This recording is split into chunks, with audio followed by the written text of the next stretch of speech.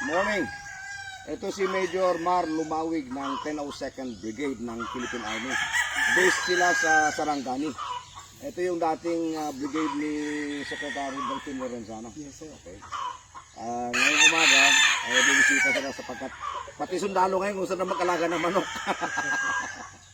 So, bibigyan ko si General Amata ng yung kanilang brigade commander.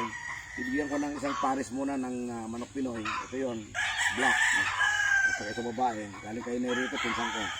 Pero, ang advice ko sa nila, magpadala sila ng mga bata rito, mga sundalo, para mag-on the job training. Para makita nila kung paano ginagawa. Ano ba yung naging problema yung sa manok nyo? Minsan kasi nga may katabi kami ng mga livestock doon, yung kudes. Kaya laging nagkakasakit yung mga manok, aratay. Nauubos sila. Hindi namin alam kaya. Actually, hindi kasalanan ng Nutribest yun. Hindi lang kayo nag-immunize. Yes, sir.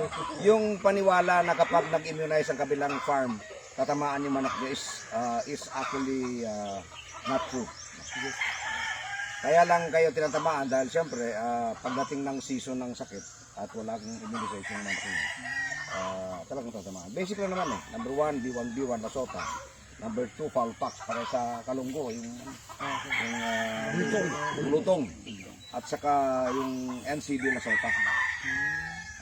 Kung gusto mo pa ng medyo sophisticated na konti, pero kung wala naman masyadong sipon, wag na yung Coryza. Pero kung may incidence ng sipon sa farm nyo, Coryza. Okay?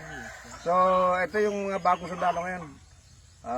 Soldiers for Food Security. Congratulations, pagkasabi ka dyan ng mata. Regalo ko sa kanya. Yes, sir. Okay? Salamat, sir. Thank you. Yes, sir.